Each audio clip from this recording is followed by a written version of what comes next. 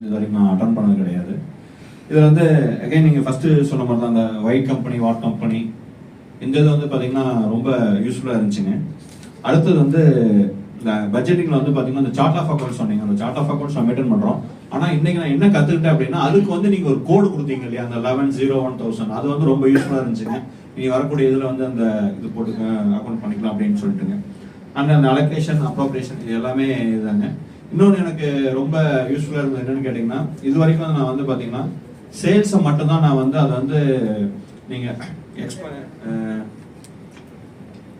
Revenue revenue projection சொல்லியிருப்பீங்க. அதை revenue ப்ரொஜெக்ஷனை வைக்க மாட்டோம், ஒரு டார்கெட் மாதிரி தான் நம்ம வச்சு பண்ணுவோம்.